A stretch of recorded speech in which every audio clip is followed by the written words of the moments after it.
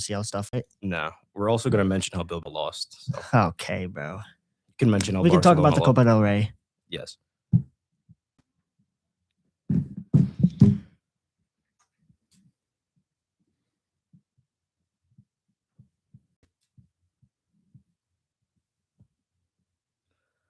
Just let me know when we're going.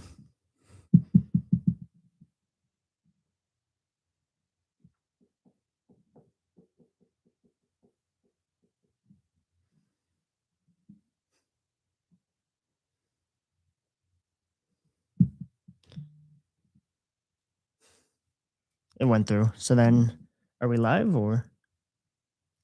It's a good question. Check the thing, see if we're up. Oh, Yeah. we are. That's lovely. We love that. Phenomenal start to the show. Welcome back to the Classic Plastics Talk Footy Tactics. We are without Killian Reynolds because he has decided he hates us and doesn't want to show up. In reality, he just has the flu.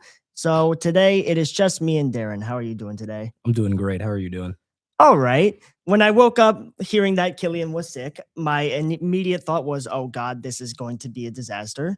And then evidently we're already off to a phenomenal start of the show. So Doing pretty good. But yeah, so not a lot in terms of Champions League because there was none, but there was quite a lot that happened in the Premier League as well as the Spanish Copa del Rey. So what do you want to kind of lead off with first? So I guess we'll just lead off with the Copa del Rey, considering we are both La Liga fans. Right. Barcelona came just short of the comeback against Atleti.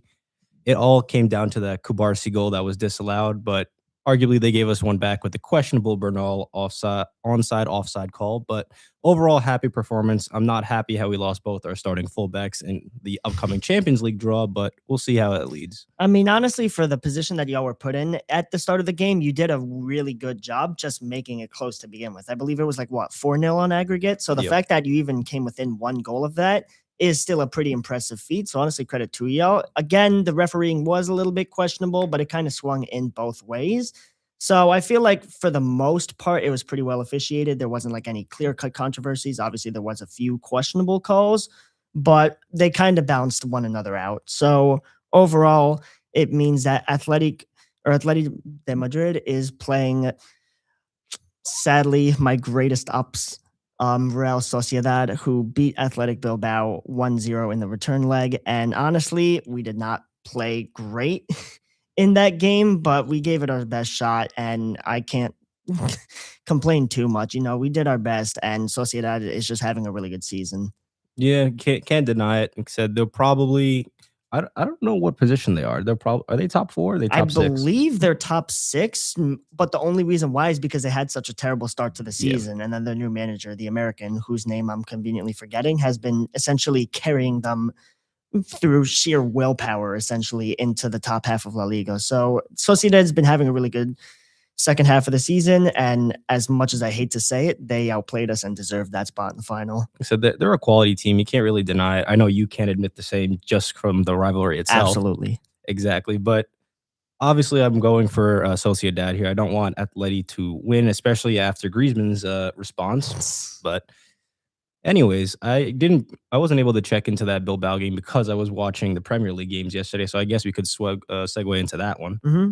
There was a lot of interesting Prem games yesterday. So we'll start off with one of the more interesting ones of them, which was the last one, Newcastle versus Manchester United, where I believe it was Jacob Ramsey got sent off for simulation, which, if you don't know what that is, he basically dove to try and win a penalty, and the referee gave him a second yellow card because you're not supposed to be faking getting tackled just to try and get a penalty. So he gets sent off, and then Newcastle wins another penalty and proceeds to make it 1-0. Man U has a decent enough job getting it back into it.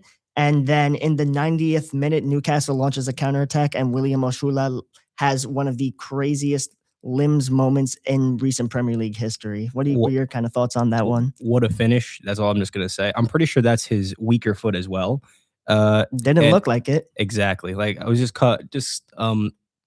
we have another Man U meme, especially coming from Malacia. I saw on Twitter this morning that fans were absolutely pissed off that Malacia came on to begin with, and then to absolutely get spun like that, looking like Lisandro Martinez against Salah again. And then for Sula to just put that so far in the corner, Lamens didn't have a chance. Honestly, I forgot Malacia even played for Man United Exactly. because we never see him play, period. And then to bring him on in a close game like that while being up a man and for him to just get absolutely fried like that and stop it in what was essentially the game defining moments. Yeah. That's pretty unheard of for Man U when usually we're known for them making suspect decisions, but this one was all time questionable one from them. Yeah, it was very questionable. They didn't really play well. I'm not gonna say they have played well the past couple of games, but they've been getting results. The Palace one, for example, but said this is a big shakeup to the top four, and I guess the next top four one we have is Chelsea and Villa. What a game! Chelsea just absolutely killed Villa. It wasn't even close. Exactly. Like Villa had their chances to like expand the lead. They didn't take them, and then Chelsea ended up coming back. They were senior. João Pedro with a hat trick, by the way. He's been having a really interesting run of form as of late. Yeah, it shows that maybe the Chelsea board was correct. I don't to an extent because Well, when you spend that many millions on players, you're bound Exactly. to get a few of them right. exactly. I just like not really the transfer aspect. I like they were correct about the fact that Maresca was underperforming with the squad he had. That is true. And it also does help that Rosinha has been a really kind of stable figure for Chelsea, Mhm. I would say. It seems like they want to fight for the badge when they want to fight for the manager more. The amount of press conferences they had, they say he's a really likable guy, and you could see that they didn't really have that connection with Maresca, especially with Cole Palmer. He didn't even have a goodbye message for him. So it just shows that maybe this is the man that they needed to take the next step forward. And hey, and speaking of some of that willing to fight for the badge, there was no fighting on the field as this is their first game without a red card in quite a while, Yep. which for Chelsea is pretty unheard of. Exactly. 10 different players red card is kind of insane just for a season alone. That's something you would hear out of our pro clubs team, especially coming from me and him and our ghost co-host Peter, but he decided to run away. But anyways, I guess another controversial game we have Arsenal Brighton. 1-0 win for Arsenal. I did not get to watch much of that game. I saw the goal and it was a pretty standard goal. There wasn't really much to it, but controversy in that one. Do you want to kind of get into that? Yeah, I guess we'll unpack the press conference first. I'd say Fabian Herzler, the Brighton coach, decided to call out Arsenal and Arteta, claiming that they make their own rules and that David Raya fell to the ground to fake injury 3 times to try and time waste. And they were just very upset about that. And in response to that, Arteta says there's no surprise because it's just they've been seemingly getting a lot of backlash recently. Some of it well warranted, considering the fact that most of their wins have come via a corner kick or set piece, and mainly 1-1, 1-0. The only outlier being pretty much Tottenham. Yeah. But well, it's Tottenham. And yeah, so do you want to unpack that a little more? I mean, I believe I saw on Instagram somewhere that there was a stat that said that Arsenal had wasted approximately 20 odd minutes just in terms of them like falling on the ground. Now, granted, I could just be talking complete nonsense, but it's pretty on brand for Arsenal. We know that they're a defensive minded team, and we know that their entire game plan is to shut other teams out. How do they do that? Taking as much time off the clock as possible and playing in as soul crushingly boring football as possible. Yep. But at the end of the day, it brings them results, regardless of how questionable they are. At the end of the day, so long as they're still on top of the Premier League table, they're not going to care how they're winning games. Yeah, you hit it on the nail that they wouldn't really care. They're just here for the Premier League, especially after years of bottling it. I just find it a little upsetting because I'm going to say probably in, I think, the 3rd year of Arteta's reign, they were free flowing. They were beating teams by 3+ goals, a couple 4-5-0s, and then now they've resorted to this. Well, the problem with that is that with those free flowing team formations, it then led to them being weaker defensively. And because of that, that's where you would see them start to slip up and lose points. So even if it is not fun to watch, they still need to get the results more so than quote unquote play good football. That's true. Like I said, I understand it like in knockout football, but like Right. the Premier League, very, very controversial league at the moment. You have a lot of pundits going back and forth saying if the quality is declining, if it's just become set pieces, and here we are having the same exact conversation. And we have a comment from our host Killian himself calling Arsenal boring, very boring. Well, We can continue to talk more about how depressing Arsenal are, but if you want to speak on an actual depressing result, Man City managed to bottle a lead to Nottingham Forest 2-2. And that game had its own fair share of controversies. I believe there was a Holland penalty or a Holland potential penalty that got axed off the board. There was a few kind of moments here and there. I again did not watch all of that game, but I saw the kind of moment, and for me, I feel like that was pretty clearly a penalty that just somehow the refs chose to ignore. But we've seen Man City get kind of shafted by VAR in the past few years. So, what are your kind of thoughts on that? Well, it just brings up the questionable refereeing that's going week to week in the Premier League because it's like it brings up. I'm gonna reference the Lacroix red card. Was that a red card? I don't know. Probably not. Probably not. Like I said, if anyone who doesn't know, he grabbed Mateus Cunha's shoulder. Cunha, looking like a professional diver, jumped belly flopped straight into the box and got a penalty. Was it a penalty? Yes. Was it a clear and obvious goal scoring chance? No. Was it a red card? No. But here we are, just questionable decisions again. This has been multiple times that City has been uh, decided against with VAR, a lot of questionable ones.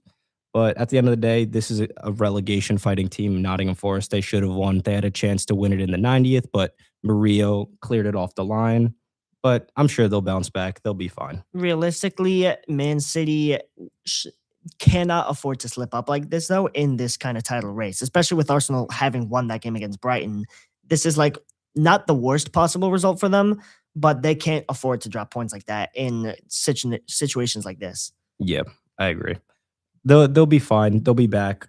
I'm pretty sure. Do you know where the second game against Arsenal will be taking place? I don't know that off the top of my head, but if you give me a second, I can try and find that real quick. So In the at- meantime, do we want to talk about some of the other games? Because there's quite a few interesting ones that happened yesterday as well, or not yesterday, 2 days ago as well, which including Liverpool dropping points against Wolves. We could just talk about that. But Killian answered your question. He said It is at City. City's field So I on think Sunday, the April 19th. It's probably gonna come down to that game, the official title decider. I think City can win it. Because I'm confident in their abilities. They finally have a fully fit team. All their injuries have come back. If I'm missing anyone, Except Killian, Gvardiol, I believe. yeah, except Gavardiol. But even then, like I said, Ryan Knight-Nouri has filled in wonderfully there. Mhm. And I think I saw a stat this morning saying that every game that Nico O'Reilly hasn't started, City has lost, except one being Wolves, or they haven't won. It was something along that, but that just shows how crucial Nico O'Reilly is to this current City team. I mean, they spent quite a decent amount getting Ait-Nouri, and then Nico O'Reilly has just stepped up out of nowhere and become arguably the best left back in the league. So Very versatile. Like I said, Killian says it all the time. He started off as a 10, came into the starting 11 as a left back. Now he's playing, I'd say, what do you call that role? Like a box to box 8, I'd say. I would say just like box to box midfielder that also just happens to play left back. Exactly. He's just very well rounded, very good player. Like I said, he should be in the World Cup squad. So segueing into Liverpool. Liverpool are bad. Very. They are very bad. Well, granted, I do think that the way they went out was a little harsh, but also you can't afford to play like that against a team like Wolves, even if they're away from home. Yeah, they had chances. Liverpool did have the chance. They had the half chances, and then you have Cody Gakpo being Wolves' best defender, I'd say. Yeah. Arguable if the ball was going in to begin with, but if not, you have Curtis Jones about to chest it in to the back of the net, and Cody Gakpo comes flying in with his foot to clear it off the line. Hilarious to watch, by the way. It was he is really bad. How he starts week in, week out, I don't know. Especially considering the fact that he was dropped from the 11, and you notice Liverpool picked up that run of form when he was out, instantly comes back in, Wirtz gets injured, and then now they're slowly Well, to be collapsing fair, again. with Wirtz injured, he's been really good for them as of late, so Yep. you can't really hate too much on that. But at the same time, Liverpool should never even have had it be a close game. Yep. It just shows that they lack creativity. They're not as free flowing as last year. May that come down to the amount of people that they lost in the attack. But it's not as free flowing, and just the way they lost it is unacceptable. You have, Last second goal from João Mario, I believe. Or no, it was not João Mario. It was who scored that one? I think it was Andre. Andre, yeah. Yeah, it was Curtis Jones in the corner. He decides to dribble around the back, plays a possible hospital ball to Allison, who panics with the clearance. He clears it out, and it falls right to the middle. No Liverpool players close him out. I saw some Liverpool fans also upset with the Rio Namoha, who also didn't close him out, Right. and lets Andre get an easy shot, deflects in the back of the net. Allison can't do anything, but at the end of the day, that's unacceptable for a club of Liverpool's stature and with the amount of financial spending that they Yeah, I did was this going to summer. say, if your entire creative output is just reliant on Florian Wirtz and he goes down injured, despite having spent hundreds of millions on players like Isak, on Ekatike, like they've spent a lot of money on players and they have no creative outlet, which is unacceptable for a team that just won the Premier League. Exactly. So can't really say too much about that beyond the fact that Liverpool is in a bit of a stinker right now. And We have a comment from Killian. He wants to talk about Beto and Barry. oh God, yeah, I was gonna say, didn't they both? They both- Neither of them they both scored. played. But they did play. They did play. Like I said, we're just going to briefly mention the weekend. Beto got ahead of Barry for a brief moment. Sadly. He scored the first goal for Everton against Newcastle, and then Barry had to come up and one-up him and score the game winner for them. But good result for Everton. Not so good result for Burnley. Dewsbury Hall, great signing for them. I'm going to wonder if they sign him permanently because I'm pretty sure that transfer, that was a loan. I mean, they should. Realistically, They should. He's been really good for Everton, and they've been fairly decent in terms of the league. They're not like anything to be speaking crazy on, but they're still 8th in the league, which is above teams like Bournemouth, Sunderland, Newcastle, Crystal Palace. Like they're having a pretty solid season. Yep. I'd say this is a bad result for Burnley, especially still in the danger of relegation. And I guess we could go into the Speaking next. of relegation threatened teams. Yeah, there's a lot, but we have West Ham. They won against Fulham. Yep. I didn't watch that game, but I know they won 1-0. Somerville scored in the 65th minute. So he's a good player. Even if they don't go down, he's going to move on Right. somewhere. And then speaking of the next relegation team, Do we talk about Peter Cagnisola's favorite we team? do talk about Peter Cagnisola's favorite team. Where do we even Spurs. start with them? Because There's a lot to unpack with them right now. I just don't know how we can unpack it. Said they lost to Fulham 2-1. 2-1. Am I shocked? No. But I'd say that this is a must-win game for Igor Tudor. I saw last week he was already under pressure from the board. So if he loses 3 in a row as an interim manager, then he's definitely gone, considering they're 1 point off relegation right now. Right. They're quite literally 1 point off relegation, which for a team like Tottenham is essentially unheard of in however many years. It's getting realistic. You had Ornstein publish an article this week saying that once Tottenham goes down, all of their players' salaries are cut by a good proportion. I don't know. Nobody's going to stay. It's Nobody's not going to gonna be like stay. a Juventus where players will stay just for loyalty. I don't think any of the players there Nope. would even consider loyalty just based off of how they've treated managers, other players in the past. Like they've basically let Heung-min Son walk out on a free to the MLS. They let Ange Postecoglou leave, which granted, in hindsight, was the right move, but still replacing him with Thomas Frank has just killed their season, essentially. Exactly. It just shows that they're just not ready to make that next step. Like I said, Ange, the multiple interviews that have been coming out recently, they're just not ready to make that next step. And if that means for them to go down to just properly reset everything, maybe that's required. I know that's not what people need to hear, but maybe it's what's necessary. Like I said, they let Son walk on a free. They sold Kane for 100 mil, and then they proceeded to not replace him with any quality players. Well, as Postecoglou put it, he got 3 teenagers and Dom Solanke, which I believe we have touched on that prior, but it's not a winning formula for them. And alternatively, it would be absolutely hilarious to see Tottenham Hotspur Stadium hosting championship matches. Want to know what other thing would be hilarious is that considering they're versing Crystal Palace today, it would be hilarious if Brennan Johnson scores. Oh, absolutely. There's definitely going to be some motivation for him. Former Tottenham winger ended up scoring their only goal in the Europa League final to help them Yep. win that. And then they also let him leave as well. It was quite just questionable decision making from the board because knowing that he is your backup wingers, I'd say, because Tell is not a winger. He's a striker being forced to play out wide. You have Jed Spence playing the left wing in the Champions League. You have Odegaard. You have no consistent backup wingers. I know Brennan Johnson is not what you would want in a winger, but he's a goal He scorer. was putting up numbers. He was a goal scoring winger. He's putting up numbers. And as soon as you sell him, Kudus gets injured for 3 months. Odegaard does his ACL. He's out for all of next season, pretty much. And it's just quite unlucky, but he has that motivation to score against them. Wouldn't be surprised if he celebrates as well. Would be absolutely hilarious. Exactly. Now, I believe we've touched on all of the main kind of important games results of the midweek. Unfortunately, I don't believe we have the predictions set up for last week because Killian is usually in charge of those, and he is currently crying himself to sleep in bed because he has the flu. Yeah. So we can't really gain Killian's predictions. So me personally, I say that we just make predictions, and if we get them on the money, I say that we get a few additional bonus points just because he's not here. We can figure out how that works later. But for the first match, we have Burnley versus Bournemouth. And I feel like Burnley at home is going to be a little bit more difficult for Bournemouth to break down. I could see that being a 0-0 or a 1-0 win for Burnley. I could see Burnley winning this. I could see them winning 1-0. So then that will be our prediction for that one. Next, we have Sunderland versus Brighton.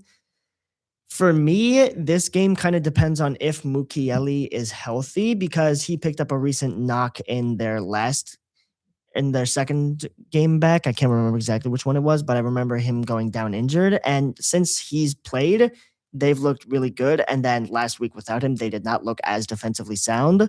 So if he plays, I think that Sunderland could win like a solid 2-1-0. If not, I could see it being a 0-0 or a 1-0 win for Brighton. But if we have to make a prediction, I would still lean towards Sunderland. Really? Because I'm leaning against Sunderland right now because they have not been in the greatest run of form. Run of form, to say the least. Mm-hmm. I think they drew their last game against Brentford, and it just shows that they're tiring out.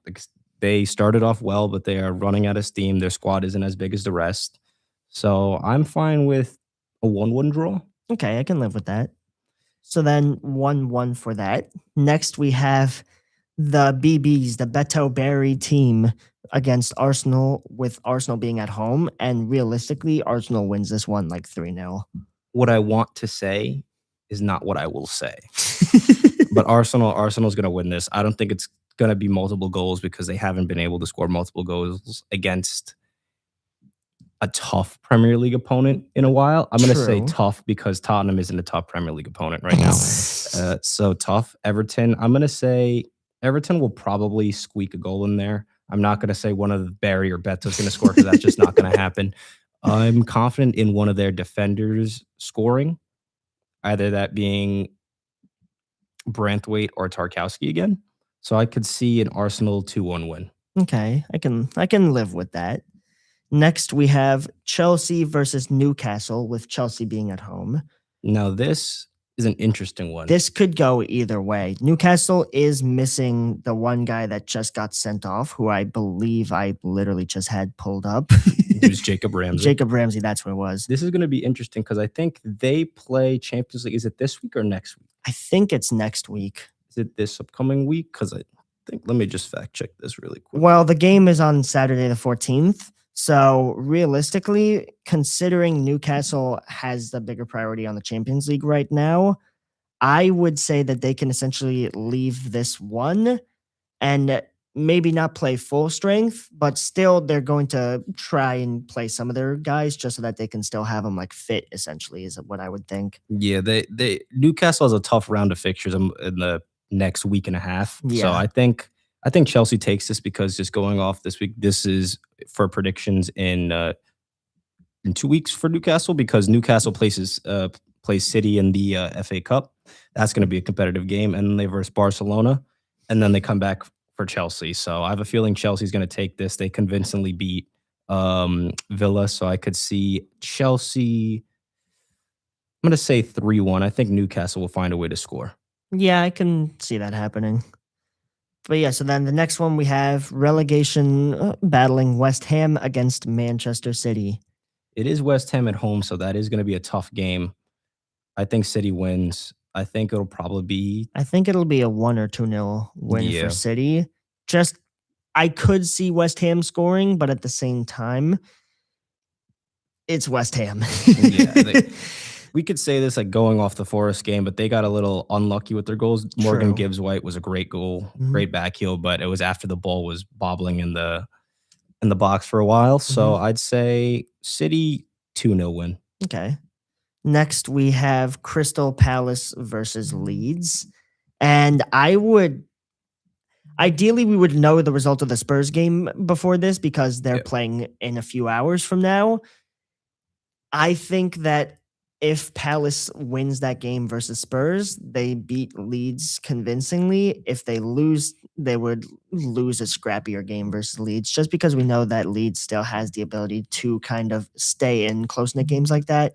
I think that if they beat Tottenham, they go into that revitalized. But for now, I can't really make an accurate prediction off that. I would just say like a 1-1 draw, Yeah, just to kind of stay neutral. I'm fair with that. Next, we have Man United versus Aston Villa. And this is another interesting one because Villa recently just got killed by Chelsea. Yeah. And Man U has finally lost their first game of 2026. I don't think United has that quality of Chelsea at this point in time. So I'm going to say it's going to be a tougher game. I could see Villa taking it. I'm going to be honest. So United at home. Me personally, I would lean towards United just because even without them having the quality, they've still been putting up the results. Michael Carrick, the interim manager for Man U, has lost one game in charge out of however many he's played. I think it's been like 10 or something like that, although Yeah. I could be mistaken. But with that in mind, with Man U at home, I would give them a 1-0 win. It'll be like a late stoppage time goal, probably from Benjamin Sheshko if we had to I was going guess. to say that as well. So 1-0 Shesko goal. Next, we have Nottingham Forest versus Fulham. And both of them are not really good. So I would lean towards just a 0-0. Yeah. But I could see somebody sneaking a goal in, but I would lean towards 0-0. I'm going to go for 0-0. Next, boy. we have Liverpool versus Spurs. And even with Liverpool's poor run of form, how many do we think Liverpool wins by? I think Liverpool wins. I think it strictly depends on this result because if Spurs loses today, I don't think Tudor will be there. So I think Ryan Mason may be at the wheel. But I think Liverpool will win 3-1. I think Spurs will somehow sneak a goal in, but nothing. It'll be like some stupid Richarlison one Yeah, that he it'll just be at the- somehow gets into the back of the net. It'll be at the time when the game's over already. Hmm. But yeah, so then we have a Liverpool 3-1. And then last game of that week is Brentford versus Wolves. Wolves are away from home, and Brentford has been a pretty solid team at home. They're just so inconsistent. I just don't know. Yeah, how that's to, the main kind of thing. Because Wolves did just have the huge game against Liverpool this past week. they had the huge week in general. Yeah. They beat Villa, they beat Liverpool. They're showing some fight. So I don't think the fight continues, however, here because Brentford's Brentford just is at one of those home. weird teams whenever you have to play against them. Exactly. I just think that Brentford has a better, higher quality than Wolves. So I'm going to go for a 1-0 Brentford win. Yeah, I can see that happening.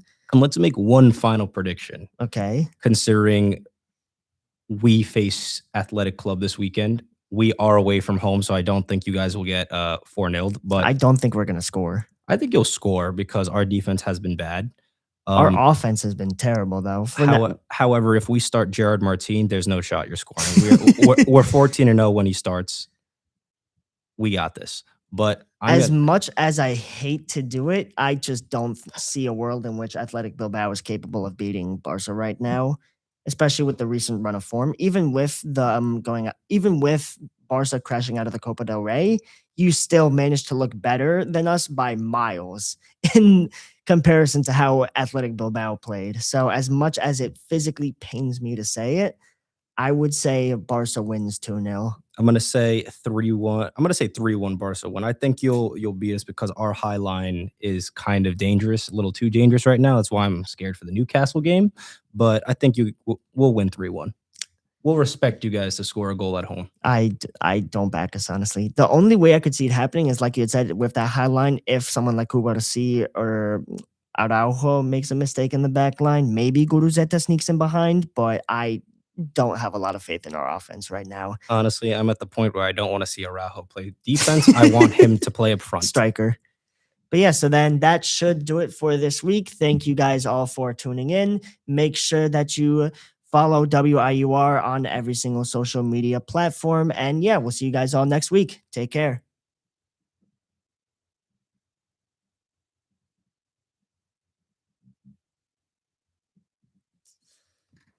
All right.